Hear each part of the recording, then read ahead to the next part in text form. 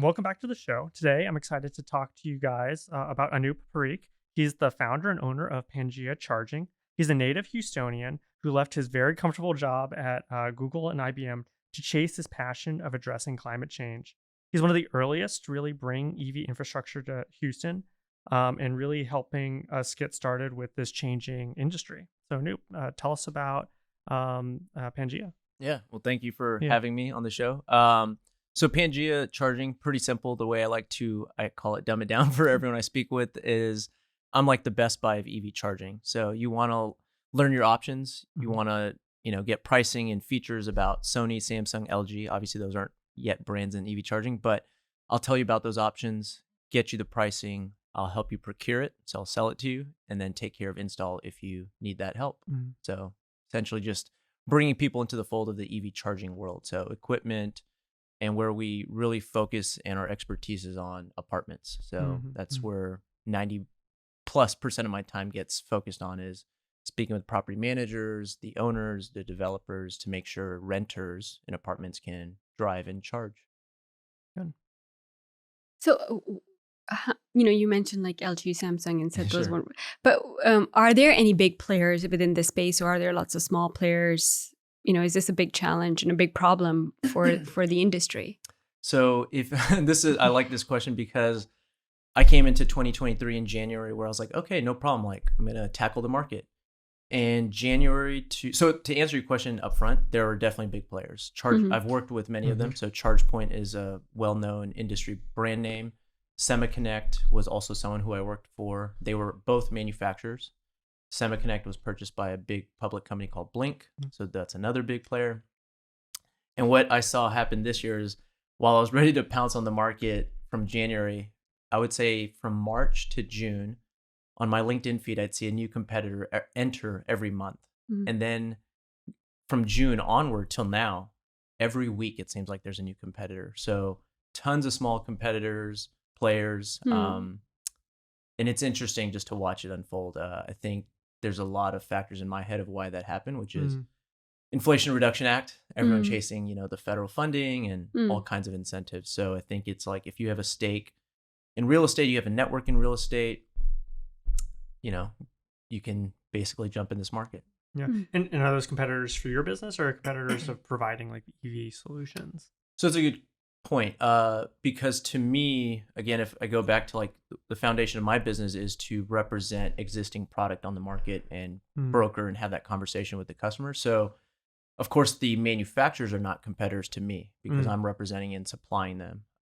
Competitor would be someone who's maybe doing the same thing, or they might run or manufacture their own product and sell direct, things of that nature. So, I mean, yes, sometimes you compete with your supplier if they're doing kind of tackling both ends. They're selling direct, but through the channel as well. Got it. Yeah. Yeah. And I guess what goes into like buying an EV charger?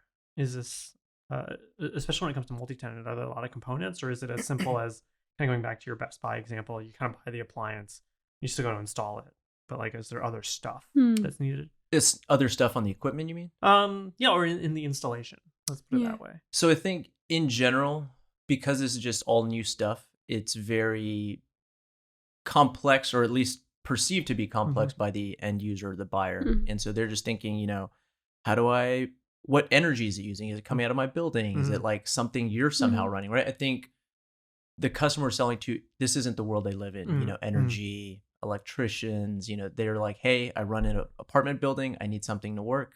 It should work. And so they're wondering, how do they collect money? Who charges? Is it like per user? So there's just more about, it's explaining the ecosystem more than it is the product. Typically, it's more of how do you make it revenue generating? How do you service this renter? How much do you charge per month to allow them to charge? Is it reserve parking space? So there's just a lot.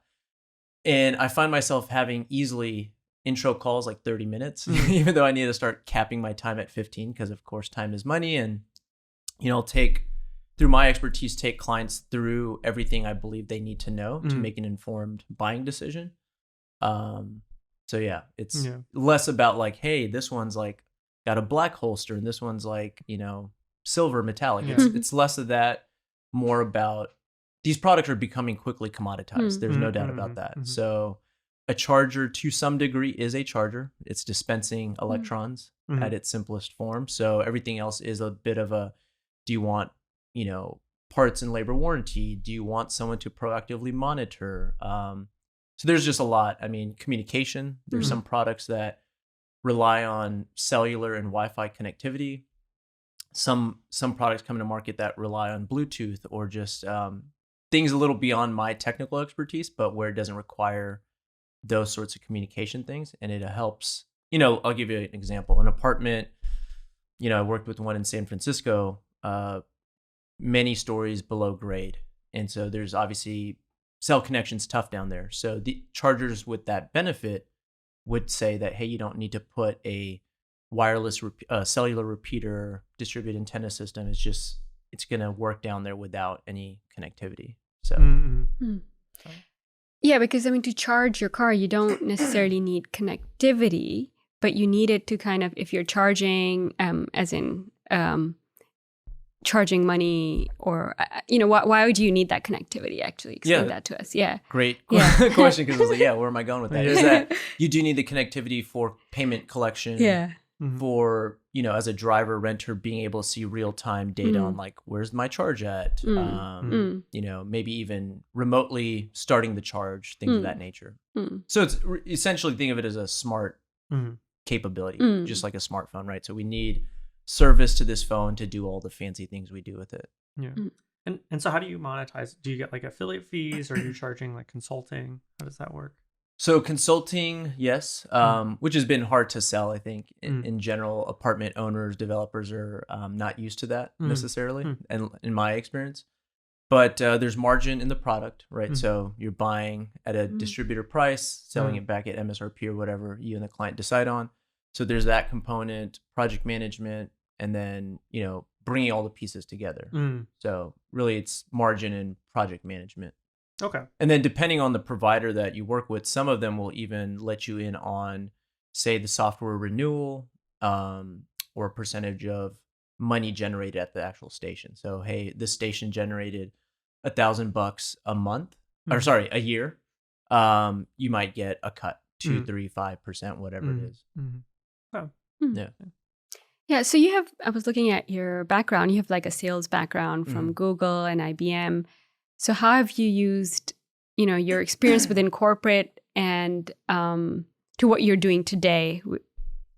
Yeah. Yeah. So for me, I've found that, Google was my first sales job. And not my first, but first corporate sales job. I interned making cold calls.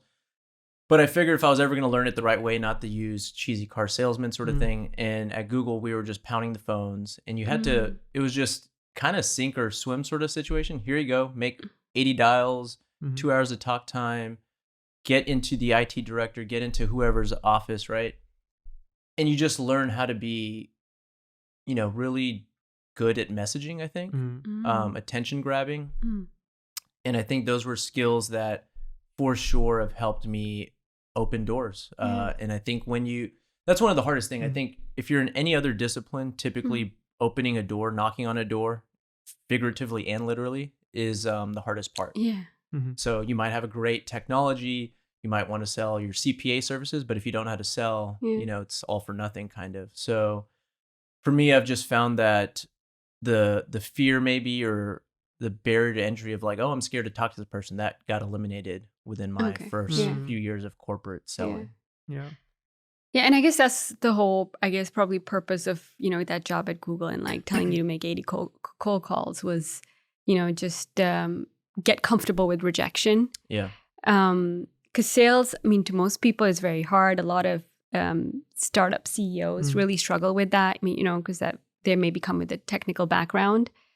And even for me, like when people call me randomly, I tend to get very rude. It's like, so I'm just like, because you just get so annoyed because it's like, why are you calling me? So how do you deal with that? How do you deal with that on a constant basis? Because people are not very patient with salespeople. Especially because Anoop, you're such a friendly guy. Yeah. Like, is that how you cut through? So that's I appreciate that, by the way. That's a high compliment. And I think in person that obviously is easier to come across. In a phone call, tougher, because it's like, hey, I don't know what face or name or personality behind this voice. So it's interesting because I don't know, like we haven't got to know each other really well, and I don't know your background professionally from like how you perceive sales. You're a lot like one of my good friends. Like, man, I do not like people knocking on my door, soliciting, anything, peddling, whatever it is. And I just feel like, I guess, sorry, go back to your question. It was just, how do you do with that? Like, how do you get,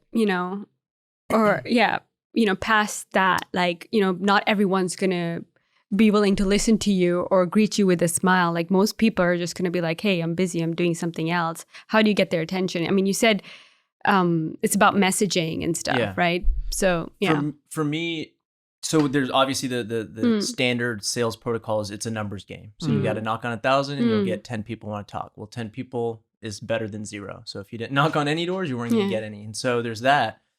But for me, I've always been fairly strategic. So I'm not knocking on 1,000 doors. I'm knocking on 100 targeted. Like I've seen what you do in the business world, and there's something very specific I want to talk to you about. And this is how I'm going to bring value to what I already read that you're doing. So typically the message is tailored to, like there's a building going up in the East End here in Houston, or Edo somewhat. And I just reached out, I want to say it was like Pagewood. I don't know, but I reached out to the CEO of the firm and just said, hey, like I read that. I want to make sure that you're incorporating all things green and sustainability when this building goes up in 2025, battery, solar, EV charging, right? So it's things like that. So it's like, oh, you're not just mass emailing me, though I do some of that.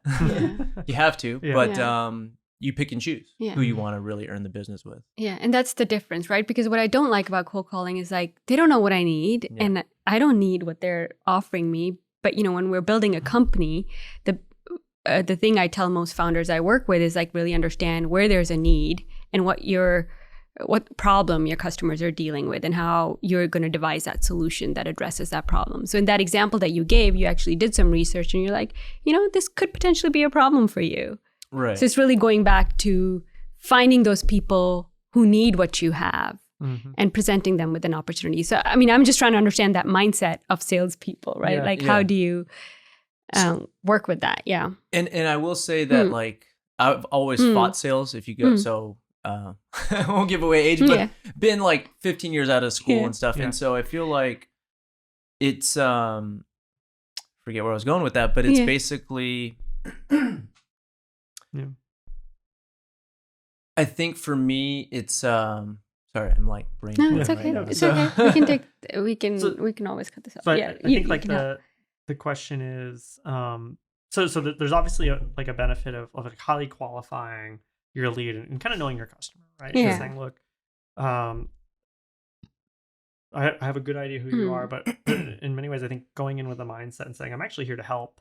And it's not like I'm not a used car salesman. I'm not trying to sell you kind of the ugly inventory I have. I'm really coming in and saying, I know you have a problem and you don't have time, right? And I'm here to make it easy because I know your future customer is going to own a Tesla, right? I know like you need to think about infrastructure and there's this kind of messy web of things and you probably don't want to think about it, right? And so I'm sure once you kind of people get through that first haze of like, who is this Anoop? What does he want? I guess tell us about the receptivity of the customers when you talk. Right. So I'll go back, and I think you both bring very valid points. So I think the best way to I'm fortunately riding a huge wave, so everything has worked in my favor in that timing, expertise. So writing the Inflation Reduction Act, the popularity of the word Tesla, literally. I'm calling not to sell you accounting software, which is there's got to be thousands of companies doing that. There's got to be thousands of companies who sell a CRM.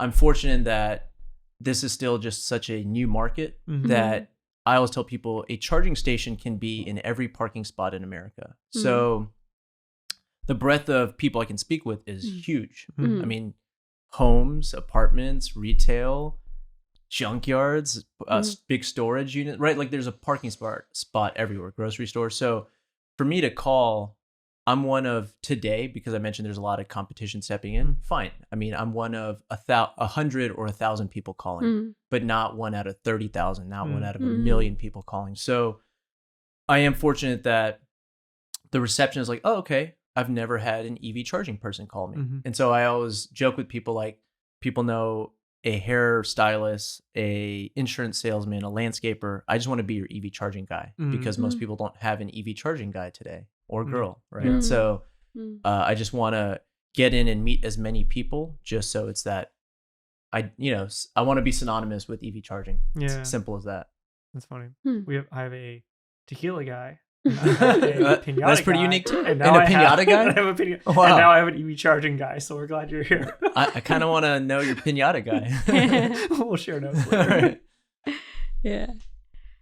And so tell us a little bit about how also it was going from working in corporate to deciding, you know what, I'm ready to be an entrepreneur. I'm ready to go solo.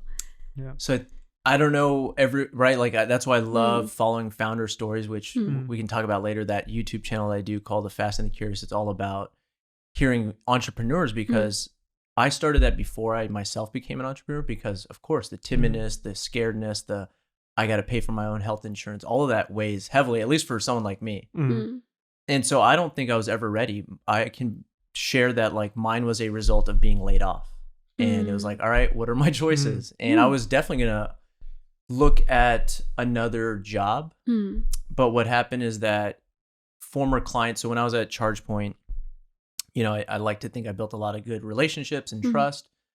And so like 6-ish months into that layoff, in 1 month, it was September 2020. I remember I was getting about 3 calls that month, and they were all former contacts that I had engaged with, but they're like, hey, like, I need to buy charging stations. And I said, well, when do you need them by?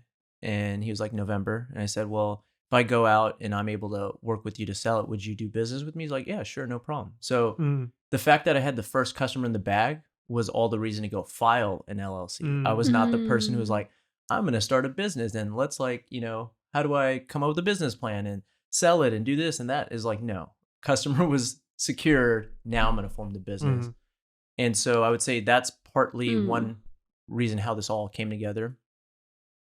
But from leaving corporate, I think there was a lot of confidence that came from the name Google, right? The fact that that's on the resume, the fact that it's sold there. I mean, it truly is. It just builds you up. It's like, hey, if this huge, amazing company saw good things, well, there's something there.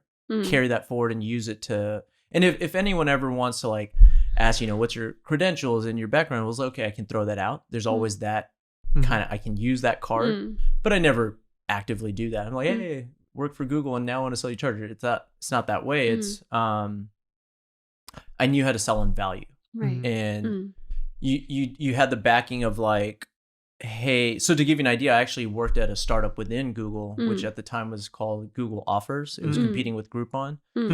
And so I got to witness a lot of startup stuff inside that environment, which was truly, if they didn't have the Google name, it was any of us starting an advertising coupon business. And it was just like, hey, you saw the things they focused their attention on. Hey, it's about big marketing, big visibility, numbers. Like you saw where the metrics mattered, and you started to see how a big corporation who's publicly traded has to respond to stakeholders and stockholders and revenue forecasts.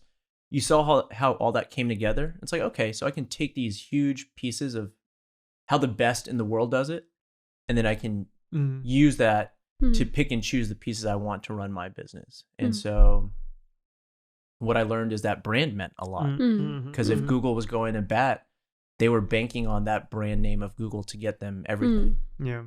So, and I think those of you guys who know Anoop, Pangea has a great brand, because he does a good job of being that face of EV in Houston, and I can definitely see that how that's kind of translated to how you run the business. Yeah, so, no, I appreciate the acknowledgement. Yeah. I mean, so it sounds like it's working. The EV, the EV guy in your head is Pangea and Anoop, so that's good. Yeah, good.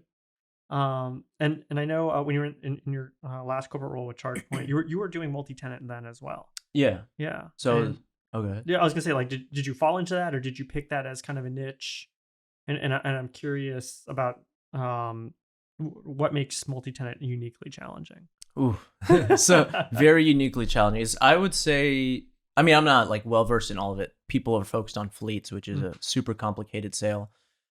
So you mentioned how I got into that. So I was selling EV charging from 2013 to 15. And I was offered from that company to lease an electric vehicle.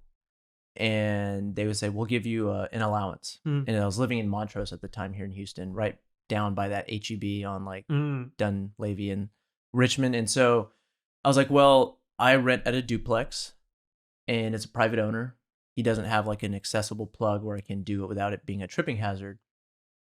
And so I didn't end up getting an electric car and there was no charging stations. And the best way at the time to find an apartment with an EV charging was like, hey, apartment A, do you have charging station? No, hang up. Hey, apartment B, do you have charging station? No. And there was no easy way. So I just started gathering these pieces of feedback again, just like, what's the solution? Well, apartments.com should have a checkbox. I could just filter that search. And these are all insights happening in 2013 to 15. And I would say the market wasn't ready in that time. Houston certainly wasn't receptive at that time. So when I got to ChargePoint, there was a role that opened and I was sending leads to them from past contacts again. So there's a lot of, obviously I'm, shaping, there was a lot of credibility, trust, people who kept coming back. But I was passing these leads to ChargePoint and they were closing. And so this was just as an outsider. I was like, hey, someone contacted me again, ChargePoint, here you go, free lead. And they're like, hey, the leads this guy's sending us are closing. What about, are you interested in opportunity to work here directly? And at the time I was at IBM, I said, yes, I don't want to sell process software anymore. So I would love to. And so they found a role and it was on their multifamily team, which was super tiny. At the time I was joining 3 others. So it was like boss, another peer, and then my counterpart in the West. So they said, hey, do you want to sell to the East Coast? It was 37 states, manage multifamily sales. Like, sounds great. Like it's a personal like problem, meaning I've seen it firsthand. I want to help solve it. And I just knew at the time I had heard a lot about ChargePoint in my old company, SemiConnect. So I was like, oh, we were the underdog before. Now I want to work for the, I guess, big dog and see what that's like. And so anyways, all I can say is it was one of my favorite times from working for someone. I enjoyed it thoroughly. And I think it was amazing. You have the support and resources of a big company. I got to go meet all the various sustainability heads, asset managers at these big companies, Gables, Camden, Greystar, like very familiar multifamily names. And so it's just, again, getting to hear their side of the story, how they operate. And then I know the EV, like working for the best EV charging player at the time. And it's like, now I can tie these 2 pieces. Well, and so when I got laid off, it was a perfect blend of like, I know contacts, I know products, I'm going to piece these 2 together. Yeah. And I'm actually curious, I'm sure you have a favorite like brand you like, but within multifamily, do you find that there's a lot of consistency of gravitating towards a certain solution, or is it really dispersed? It's changing again almost weekly. It seems like competition. Yeah. I would say that for the person who isn't like being prospected and sold to a lot, they'll Google it, EV charging, and where do they end up? Probably the big player names, the ChargePoints, the Blinks, etc. And so it's who's pouring ad dollars on Google to surface. So I'd say they gravitate towards what they find on the internet. And then, I don't think there's an awareness naturally. I think it's who has called them. It's like, oh yeah, I've heard of, Zeal or this company or that company. And until they're informed of like various options, they're usually like, I know 2 names at best, or sorry, 2 at best, likely 1. It's in half of the time, it's probably Tesla supercharger. Right? That's a great point. So Tesla is because, I tell people like, oh, like Tesla. It's always, what do you do for work? Oh, I sell a charging station. Oh, like for Tesla. And I'm like, well, I don't actually sell Tesla chargers. And that's a different conversation that's merging. They're fully contained. Yeah. Right. So, but yes, it is definitely, EVs are synonymous with Tesla, good or bad. It is what it is. Is there a feature set that people look for that's pretty consistent, you find? people are typically looking for set it and forget it. Mm-hmm. Apartment managers do not want to be, what I'll hear them say is we don't want to be in the fueling business. So it really becomes something like a lot of things that are offered in apartments and amenities, the coffee machine. They'll typically just say it's like a vending machine, a vending appliance, which is, I don't want to go maintain and service and the bill is stuck and call the 1-800 number on the station. So they're looking for something like that. Turnkey, out of my hair, shouldn't be part of my daily task. And I think that's what they're looking for. Yeah.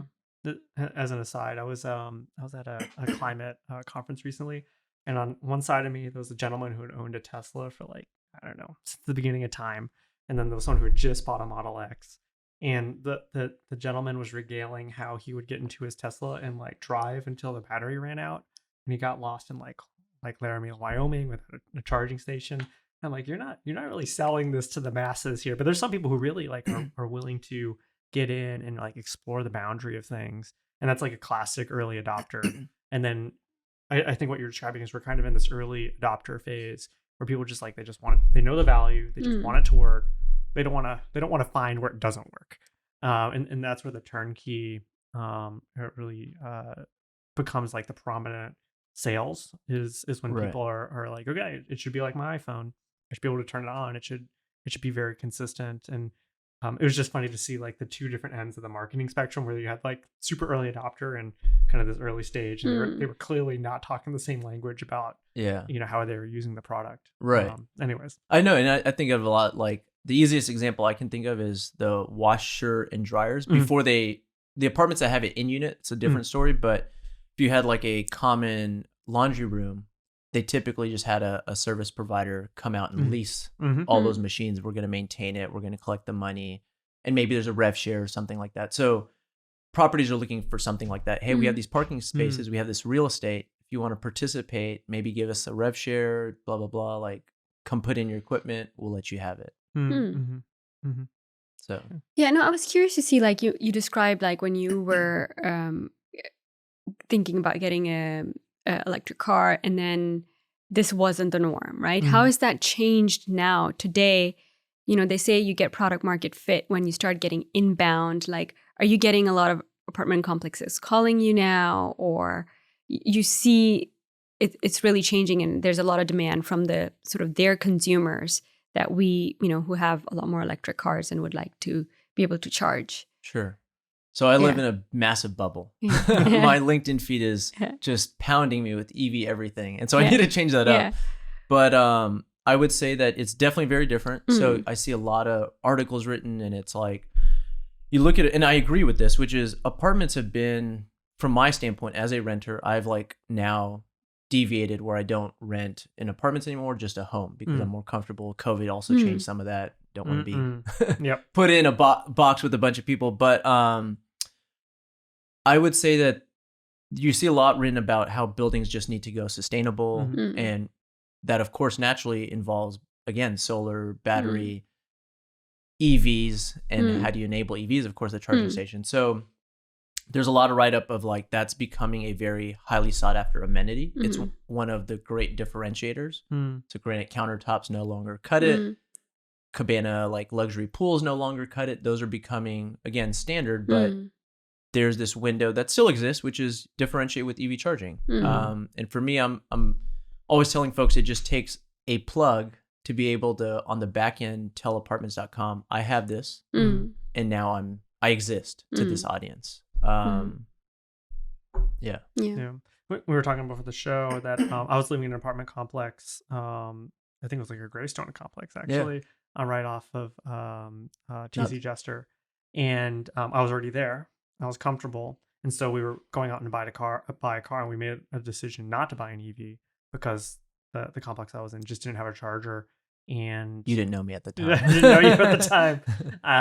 And so we ended up getting a hybrid, but it influenced, whatever it was, $25,000 decision, because the place I lived just didn't have this amenity. So I can see it going both ways too, where you're preventing, you're enabling adoption, because there are probably 200, it was like 150, 200 apartment complexes there, where I'm sure there are people who either put off a purchase decision or say that, this isn't for me because my lifestyle is a certain way. Sure. Right. What year was that you bought that car? That was 2018 or 2019. Okay. Yeah. So it was very recent. Right. And so that's such a, like all your viewers, listeners, because it's interesting that, and I don't know how you felt about this. I try to tell friends and peers is that you have more influence than you think, which is if you were a renter, go in and demand. I mean, you're giving your money away every month and they're claiming, all these great things. We're the best community, luxury, this. And so like, what about this though? Your residents are just like not getting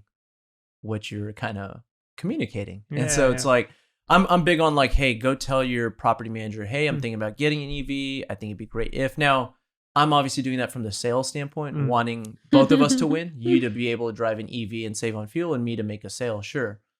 But it's just, I think what's interesting is that property managers, when I call, they're like, oh, we don't have that much demand and no one's really asked. And it's like, it just takes that one person asking like, oh, I have heard it. It came directly from someone who pays me rent, affects our bottom line, occupancy, all those factors that they care about. They would start connecting the dots a lot better if they knew people are like, oh, I'm actually thinking about it. So I don't know if you ever saw that people were sending you surveys. Like apparently the apartment industry says a lot of them will send out annual surveys to their residents. So I don't know if that ever came across, but yeah, I don't think that was an option, right? It wasn't like top of mind kind of thing. And just because having been in the industry, I know how expensive it is to install some of these things. And like, why would they ever do that for me? Right. Because depending on the installation, it's anywhere from $10,000 to $50,000, depending on how big or how many stations. Right. Which I'll say it can be cheaper. It can be cheaper, especially apartments. Apartments are one of the most economical because the dwell time. You're sitting there or parked there for 8+ hours. So we can put in low speed charging or low speed. It's all relative, right? What I'm saying is you don't need a Tesla supercharger at the apartment. You don't need something that charges you in 15 minutes, which of course would be $100+, $50,000+ sort of project. So you can get chargers installed from, call it $2,000 to like $7,500, $10,000, right? So just between $2,000 and $10,000, and that's all a factor of how fast within that limit do you want? Do you want 5 miles of range per hour, or do you want 20 miles of range per hour? So. Yeah. Okay. Oh, times are changing. Yeah. Good. Yeah. So tell us about your then startup journey. You've been around now as Pangea for 2 years. 3 years. 3 years. 3 years. 3 years. Yeah. So how and you are self-funded. So how's that journey been for you? Yeah. So you can't see it, but there's sweat internally about what it's like doing this self-funded. And I think the first year it was like, oh no, easy breezy. I'll be honest, right? There was unemployment checks coming in, there was stimulus money coming in, and then my own savings. So I think what's interesting is I actually had someone in the industry ask me, this was in like September, she's like, 3 years, how are you doing that self-funded? Or sorry, she didn't know self-funded. She just thought like maybe rich uncle, maybe outside investment. And I think it's fun to sit here and share with you that it's completely self-funded, literally off savings, no outside money whatsoever. And so it's been tough. The first year was easy, relatively speaking. I didn't have like plans of starting a company, as I mentioned. It was just kind of, it happened. It was like, let's see where this goes. Then in 2021, I just had like a little health thing, and I was like, you know what?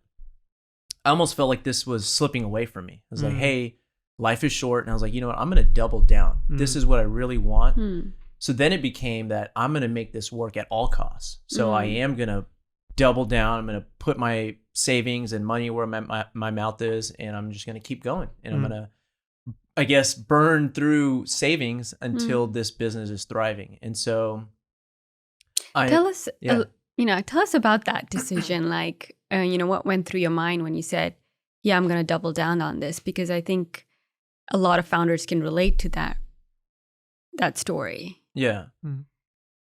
Well, I think it really was the health care, nothing too serious, but I had a herniated disc in my neck. And so feeling started going out in my left hand. And so I was like, there's a lot of pain and all this kind of stuff. But I was like, hey, if I lose, and thankfully I'm right-handed. So I didn't lose in my right hand because that's like writing, right? So, and thankfully that's all come back, by the way, healthy, good. But at the moment you don't know that. And so I was like, I started this business I was really excited about. I had all these futuristic plans I had not even touched yet. Tricks up my sleeve, as I call them. And it's like, wow, I just got started and can't see those through. What a bummer. And so as I started going through physical therapy and seeing all that come back, I was like, oh, I've been given another chance. Like, I'm all in on this. It was, I wouldn't say like life flashing, but that's a little too dramatic, but it was, I'm being given another chance. This is what I want the most out of my life right now. So I'm going to do it. And you may fail in the process, but it's like you hear from so many people who are older, wiser. It's like, give it a shot, have no regrets, and try it when you're young and when you don't have a mortgage, kids, et cetera, et cetera. You can do all those things, but this was the most purest form of all that advice you hear to try. It's like, so let's do it. And then give it your all, right? And then having that health scare making you kind of recommit, right? Because at that moment you could have decided, maybe it doesn't mean that much to me. But then deciding, actually, no, I'm going to double down on this and put in all that I can to make it work. And that will increase your likelihood of success. So how has then your business since that moment changed? So I think it has a lot to do with like what Jason has shared, which is it's working to a degree. I've stuck around. People have seen consistency, persistence.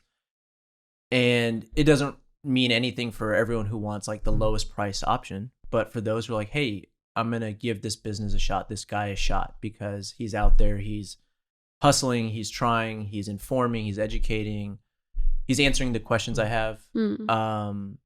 I think that's what's resonating, is that I am building a brand. Of course, there's a business behind it that makes money and revenue and all that. But I would say that since that moment is just that I've stuck around. I think there's people come and go. I mean, I'd say in this market, people have said you'll see a lot of well-funded companies that may dissolve just because money's not as readily accessible anymore. They've dumped money in heavy investments of talent, personnel, running and owning networks, even paying for equipment and owning. So when we talked about 10,000, if we did 10 spaces, somebody might front $100,000. Well, that becomes kind of scary waters in this current economic environment versus, hey, I sold it to the customer. They're good. They know how to run it, et cetera. So I don't know if that answers your question. Yeah, no, it does. It does. Yeah. I'm kind of curious, how you manage cash flow. Because in some ways it's you, but you have a technology stack, you have things, resources you work with, and it's, so I'll be honest, I'm struggling with, we're building out things right now, and we haven't raised outside capital for my program. And I'm like, well, I could spend $20 a month for HubSpot, which is not a lot of money, but I'm going to eke out the free, program as long as I can, because like every dollar is precious. Right. But at a certain point, you have to transition to running a business, right? And it's like I'm gonna pay for the resources that save my time, because it's about getting back on, especially for your talk time. Like as a business manager now, you make all the decisions. How do you think about like the various tools you bring in to help you go faster, cheaper, better? That is a great question that I don't even know, because I'm on a lot of free versions of everything, HubSpot included. I think the one that I knew I was going in on first was Gmail and Google, the whole workspace environment. So I remember investing in that. There haven't been a lot of tools that I've had to pay. I'm trying to think on the spot, what those are, but I run super lean. And to your point, like time is money, and it is all my time, but it isn't like there's 20 people needing quotes and, projects managed today. So there's going to come a time, and it's typically, as I spoke with a peer in the industry who's had a lot of success, when you get that first really large contract and it's like, hey, that is massive money in the bank. It's time to like immediately invest in all these tools so you can take to the next one and so on. But it's been still kind of, call it onesie twosie jobs, still manageable, still can fit in some sleep without those tools. But yeah, I'd say, someone asked me, how are you managing success? And that is cash in, cash out. I don't know like how else to say it. I'm not an accountant, but it's simple. I need to have the cold hard cash to back up any purchase or investment I'm looking to make. So it's being tempered by like, no, you only have this much, so you can only spend a fraction of that. Yeah. So and I guess how did you? It's not a skill you had to develop like in prior roles. So like, how did you tackle that problem? Yeah. Probably just my upbringing, which is frugal and thrifty, which is you know. I think about friends who shared in college, they got a credit card and they thought it meant just like, I can go out and buy whatever I want. I was like, no, that credit card is just a front for what's in your bank. To me, it's like, that is just an apparatus to delay by 30 days. So I still live by that. It's like, I'm still going to charge everything, but there's, I think, what is it? Is it called fiat money? I'm not great with history, but it's like our money's not backed in gold, but it's like my purchases are backed by cash that is in the account. And so for me, that's, I think, just a personal lesson growing up of like, you didn't spend if you didn't have it. Yeah. So that's kind of how I look at it. Yeah. And what's your vision then for your company 3-4 years down the line? I'd love for it to be a household name in that. So there's a lot of growth potential, I'd say. And I wouldn't say I've defined it of like, you know, Jason earlier had asked if I'm running my own network. So a ChargePoint, a Switch, a Zeal, all these players may or may not have heard of, they're running. So what I tell people is it's like running the T-Mobile on your phone. So right now I'm just selling the phone, not the ongoing software. There's plans maybe perhaps to pursue that in 3-4 years. But I think for me, it's just to continue to build, you know, of course, the brand, but how do you build a good brand? Making sure your customers trust and love everything that you do for them, right? So they were honest, they were fairly priced, they were prompt in their response to us, they took care of service. So it sounds like old school principles, but it's interesting how far we've moved away from that. And I feel like as consumers, we all complain about, you know, I can't get someone on the phone at AT&T or T-Mobile or whatever it is, right? It's just, it's actually so basic. I always just go back to all the basics. Can this person reach me? Do they understand me? Can they communicate? Do they feel appreciated, respected? All these super basic things. And it's like, what is it?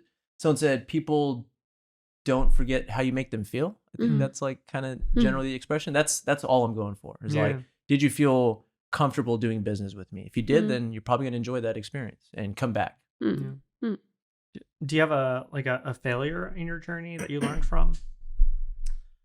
I've definitely lost a customer. I want to say just one that has outright told me like, hey, you know, we're just going to go a different direction. And what that taught me is kind of back to what you said, is that I was still early on, and to him, it felt like it was too much of a process to work with me. So I feel like the tools weren't in place to make it seamless and smooth for him. He's like having to call me and do this. So there wasn't maybe some project management tools in place, communication. There wasn't a flow of like, these are the steps that have to happen. So he was kind of, I don't get it. I bought this product, I paid you and this. And so it was just, it taught me, hey, that's a good feedback from the customer. I need to clean up this process, make it easier for them to understand the flow and what happens each step of the way. So to me, losing a customer was definitely like a reality check. Hey, people aren't just going to buy from you because they like you. They're going to need to know that it worked for them. Like at the end of the day, it's about their life. Did you make my work easy? So I think that like two good lessons that we like just talked back to back. One is you want to leave people with this good feeling because they then do want to do business with you, but you got to back that up with a rigorous process that delivers the value. And I think one of the things I remember when I did the search accelerators, like you have your brand promise. It's like, this is what we think we're going to do. And you still people are going to measure you and share with their peers if you actually meet that promise. And so sometimes you don't want to overpromise. Right. And I think that's the forever challenge for a lot of founders, is because like sometimes you try to fake it till you make it. And so you figure out what that brand promise is really well, but then at some point the technology needs to work. Right. Or well, for technology companies it does, but for service providers, you need to deliver that high quality service. Right. Which is interesting. The fake it till you make it, man. I have so many. Yeah, I don't believe. I mostly don't believe in that. And I've had friends like, I agree with you. People do it. It's not the philosophy I like subscribe to, because I think it's just it totally works. I'm sure my competition does better because they're pitching that promise of like better things. But knowing that I'm a small shop, it's like I'm gonna bite what I can chew, and then it's easier to fulfill your commitments if it's like, I don't want to say you set the bar low, but it's like, hey, what is it? Under promise, over deliver. Exactly. Yep. Yeah, talk to us a little bit about how it's been working in the Houston ecosystem, the innovation ecosystem, the startup ecosystem. All right, I love this. I love where we're going, I think. So I'm just to give your listeners background, born and raised Houstonian.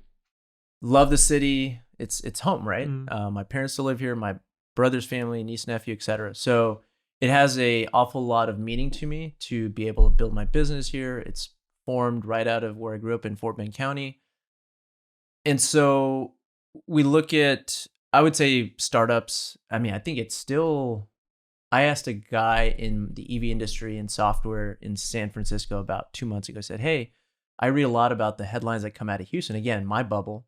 Have you heard anything about the startup ecosystem here? He said, no, I hadn't. And so it's like I was like reality checks. I was like, I'm not going to just take people's pitch and language and press to mean that it is true. It's like, it might, and it's good for us to know within Houston that it's a growing and promising ecosystem.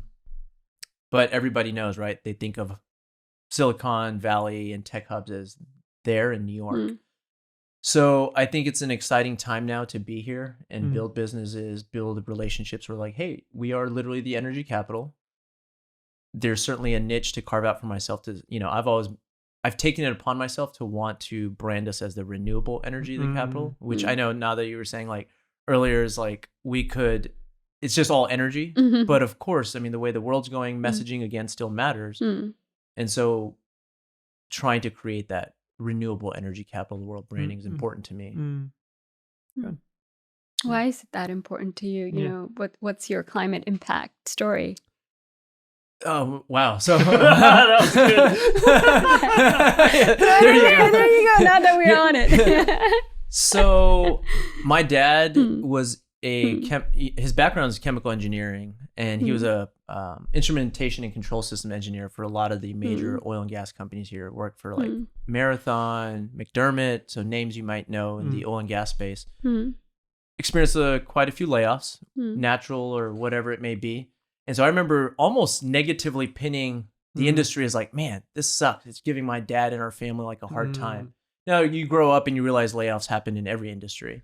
But of course, naturally ingrained in me is like, hey, stay away. Then I started watching the news as a teen, and I would see Peter Jennings, that's just my memories, Peter Jennings and global warming as they said it and referred to it back in late 90s, early 2000s. And it was just all these imagery and conversation at the time of like, just global rising temperatures and all these basic bad things about the environment. And so I was like, I kind of want to play a part.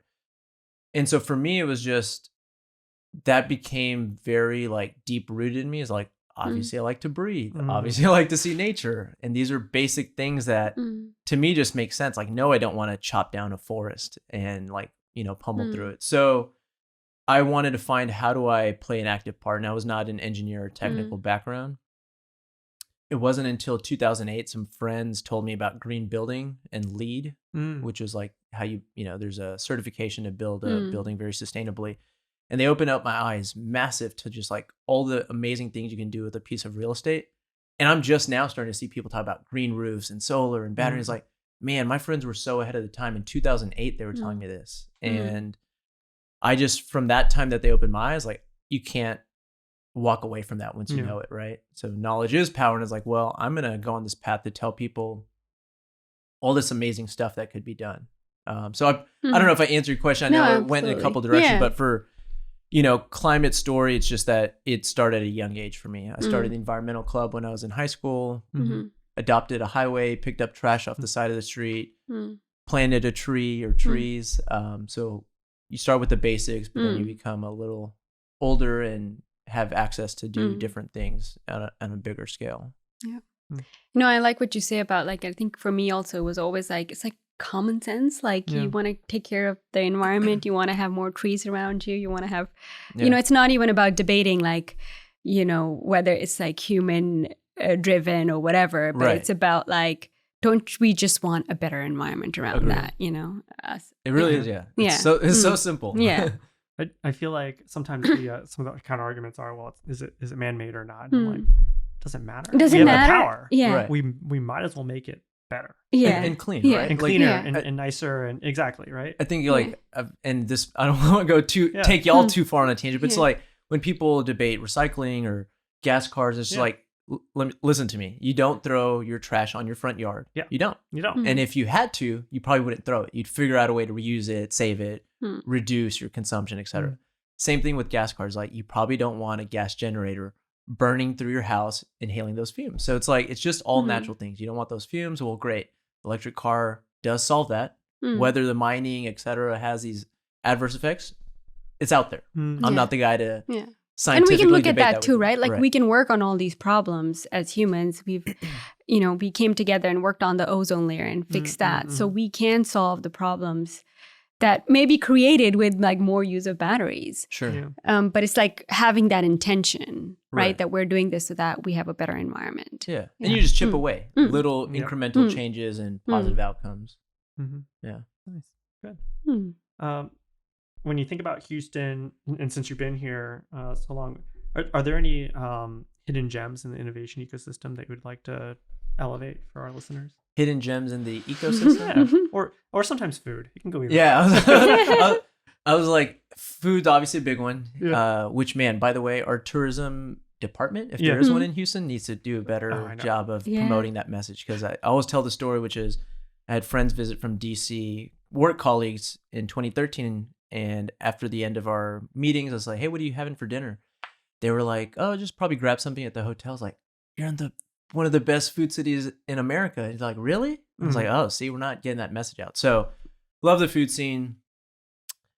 A gem that I really like, it's a pretty small thing, but Ironworks. Have you been to it? The Ironworks, I don't know how to describe it. I don't know if it's east. I don't know where the lines deviate between Edo and East End, but it's this cool, it's got a taco spot, a coffee shop, a vintage thrift store, a bunch of containers. Is this the old Schlumberger building? That's in Edo next to the coffee refinery? It might be. What I was told is that, it's fascinating. The guy who owns like a soap and he makes soaps, but the shop there had told me, he showed there's a YouTube video and the history was that warehouse or building. It could be Schlumberger's. Yeah. They were building pieces of like rockets back in World War II. And there's videos of all this stuff. It's like amazing to learn that piece of history happened like right here in Houston's backyard. So what I liked about it is that it is kind of that industrial, like making use, repurposing a ton of warehouses we have here in Houston. And I was thinking about what would be interesting. So that would be my gem is Ironworks. Yeah. I think it's a cool collection of businesses and food and all of that. And I would love to see, I don't know if this exists somewhere in America, but like Houston, fourth largest city, tons of industry, but like a small business district. That'd be kind of cool if you just created something that was like, this is where you go to support a bunch of small business. Because I think it's hard. A lot of people, we just had small business Saturday. It's like, I think it becomes too overwhelming. Like, how do I support who? Like, which one's small, which one's not? And if you just had like an area, it's like, I know, I feel good about going here because I know everyone's like small business versus I'm anchored by Whole Foods and I'm shopping at Whole Foods, but there is a card store, but I could just buy that greeting card at Whole Foods, right? So it's just like, no, I'm going to go spend my money in that. That'd be cool. Interesting to say that. I went over to Montrose Collective over the weekend. Yeah. Which is right next to Uchi and Velvet Taco. And in there it's all small, like they had their whole like signage up for a small business square. And I was surprised by all the like small retail. And then there's this strip down in Montrose next to like, I think it's like Underground Coffee. And again, it's like a lot of these like little small businesses. And I guess where I'm going with it, it's like they're coming back. But even like Montrose Collective is a new kind of mixed, like there's residential upstairs and then downstairs retail. I think that's what's bringing it back is like your ability to kind of do that mixed living. Well, I'm hopeful we'll have a boom in kind of those small businesses coming back because it creates the foot traffic they need. Right. I'm optimistic that not only millennials but Gen Z. Just again, limited knowledge. I see that we will hopefully see a boom of like mom and pop businesses, small small businesses. I think people are noticing that like when we got rid of that, things just aren't as nice, personalized, and service. And I went to a place in Austin recently, and there was the kiosk. There was someone back there, and she popped up. I was like, "Oh, I'm sorry. Like you just ordered from there." I was like, "Oh, like I was waiting." My point is like I enjoy that human interaction. I think most people do. So yeah. No, it's true. So as we're coming towards the end of our podcast, what's the one thing our audience could do to support you in your goals? Love that. I would appreciate if your listeners added me, followed me on LinkedIn. So that is where I put the bulk of my content, share my knowledge, insights. And, I'm thankful. I get messages here and there. It's like, hey, I found your content interesting, thought-provoking. And so I love that because that's kind of just the position I'm in to provide, right? So I'm not here to sell technology, but it's like if I pinned myself as someone who made you think a little, I'm happy about that. It just, again, sticking out, mind share. But following me on LinkedIn, I would say YouTube is another one. So obviously it wasn't the purpose of this conversation, but I have a YouTube channel for Pangea Charging, which I think you'll enjoy content there. It's both insightful, but then there's some comedy with a Super Bowl commercial we did in 2021. And then another thing that just for your viewers and listeners to look out in 2024 is if you follow a YouTube channel called The Fast and the Curious, the flagship content there is something called Entrepreneurs and EVs. So think of Jerry Seinfeld's Comedians in Cars Getting Coffee, but we do interview entrepreneurs while driving around in an electric vehicle. So those are the places I'd say that they'd find the best content. Nice. Good. And I'm going to add the second ask, which is if you're living in an apartment complex, talk to the manager about getting a new phone. Yes. Sometimes the easy stuff slips. So yes, if you live in an apartment, you are watching and listening to this show, do not think that you can't get an EV because they don't have it. Go in and ask and say, Pangea Charging is happy to help you get an EV charger at this community. Yeah, and I would say like even if you're just thinking at some point you'll get one, like let your apartment building know, right? So that they can, because there are probably a lot of people who want it, but wouldn't think to ask. Right. Yeah. Okay. Well, thanks for having us interview you. It was good to hear your story and see how far you've come. And I think we're looking for your next Super Bowl commercial. Time's tight, but a budget, maybe, we'll see about 2024? There you go. Yeah, can't wait to check that out. Yeah. Appreciate y'all having me out. This was great. So thanks for your work in all things energy, sustainability. So appreciate it. Thank you. Thank you.